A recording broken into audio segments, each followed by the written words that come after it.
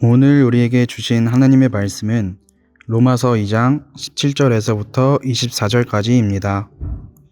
유대인이라 불리는 내가 율법을 의지하며 하나님을 자랑하며 율법의 교훈을 받아 하나님의 뜻을 알고 지극히 선한 것을 분간하며 맹인의 길을 인도하는 자요 어둠에 있는 자의 빛이요 율법에 있는 지식과 진리의 모본을 가진 자로서 어리석은 자의 교사요 어린아이의 선생이라고 스스로 믿으니 그러면 다른 사람을 가르치는 내가 내 자신을 가르치지 아니하느냐?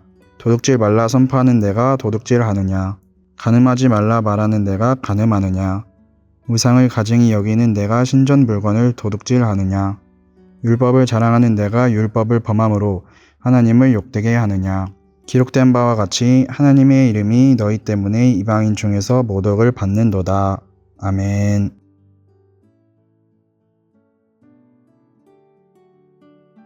바울이 이 로마서를 쓰게 된 여러 가지 이유가 있는데 그 중에 한 가지 동기는 바로 민족적 동기입니다. 바울은 이방인의 사도로서 이방인들이 마치 꿈틀거리는 새 생명처럼 피어나는 것을 수도 없이 보았습니다. 그런데 바울의 마음속에는 한편 깊은 안타까움이 동시에 존재했습니다. 왜 이방인들은 저렇게 역동적으로 주님께 돌아오는데 율법도 가지고 있고 하나님의 은혜를 가장 많이 받았고 심지어 예수 그리스도와 동족인 유대인들은 도대체 왜 돌아오지 않는가? 이렇게 이방인들은 다 구원받을 동안 유대인들은 끝까지 하나님의 구원에서 배제될 건가? 그 슬픔과 안타까움이죠. 그래서 바울은 유대인들과 복음의 관계를 신학적으로 잘 정리한 것이 이 로마서의 한 축입니다. 그래서 로마서 2장은 유대인들의 잘못을 조목조목 정리하고 있죠. 이렇게 하는 것은 바울이 유대인들을 정죄하려고 하는 것이 아니라 오히려 그들이 참으로 하나님 앞에 돌아올 것을 기대하기 때문이지요. 유대인들의 죄가 무엇일까요? 여러 가지가 있지만 한 가지 소설을 예로 들어서 설명드리고자 합니다.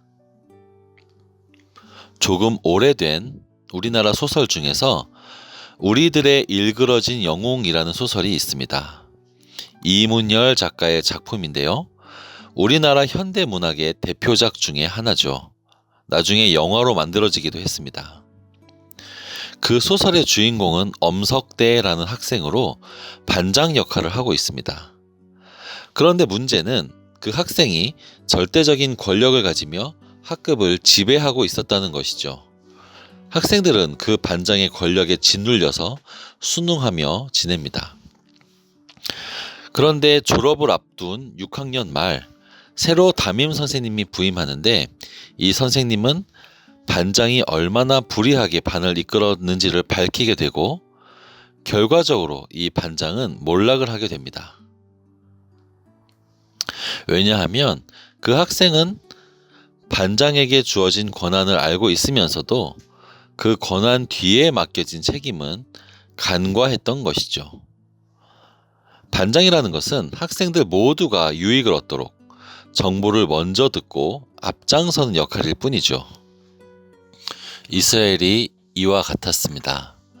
마치 비유하자면 소설 속의 주인공처럼 어떤 큰 특권을 받았지만 그 특권에 대해서 오해하고 남용했다는 것이죠. 하나님께서는 이스라엘을 사랑하셨지만 그들만을 사랑하기 위한 것은 아니었습니다. 그 민족만을 구원하려고 하신 것도 아니셨죠. 그 민족을 통해 모두가 복을 받기 위해서 그 통로로 부르신 것입니다. 그러나 유대인들은 그 하나님의 의도를 오해하였습니다. 본인들이 특별하고 본인들만 하나님의 선택을 받은 민족이라고 생각하여 점점 마음이 높아 교만해지고 말았던 것이죠. 그래서 로마서 2장은 유대인들의 죄가 나오는데 어제까지 본문에서는 유대인들의 죄 중에서 특별히 다른 이들을 판단하는 죄라면 오늘 나오는 죄는 자기 스스로도 율법을 제대로 지키지 않은 죄를 말하고 있습니다. 율법을 가지고 다른 이들을 판단하는 것도 잘못이지만 판단을 하려면 자기 스스로는 잘 지키고 있었어야 했는데 그마저도 제대로 하지 못했다는 것이죠. 유대인들은 율법을 받은 민족이라는 자부심이 대단했습니다. 그것은 분명 놀라운 특권이 맞죠. 그러나 동시에 큰 책임이 따른 일입니다.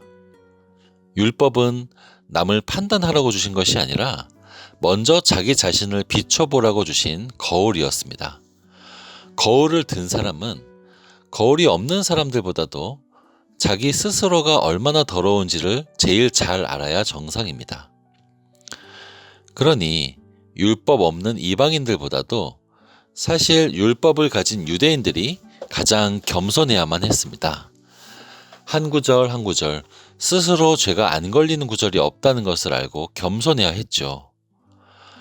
그러나 거울을 손에 들고는 남들만 비추고 남들만 판단하는데 열을 올렸다는 사실입니다. 두 번째, 율법을 가졌으면 일상에서도 율법을 잘 지켜야 하지 않겠습니까? 그러나 그들은 율법을 지키지 않았고 겉과 속이 다른 외식의 방향으로 나아갔습니다. 여러분, 하나님의 말씀은 우리의 종교 생활만 포함할까요? 우리의 전 일상생활을 다 포함할까요?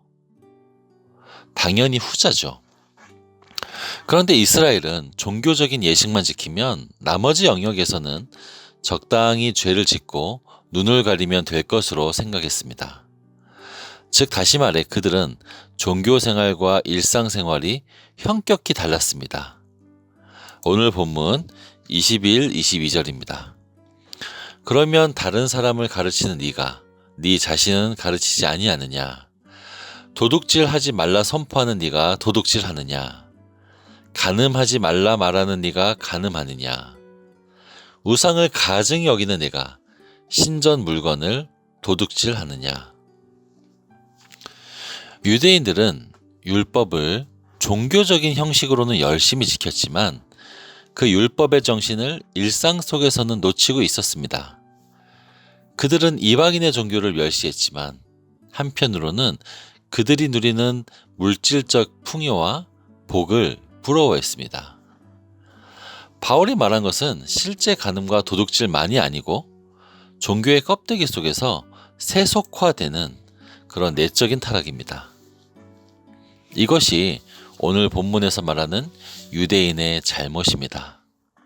사랑하는 여러분, 우리가 바른 말을 하는 것은 상대적으로 그 말대로 사는 것보다는 훨씬 쉽습니다.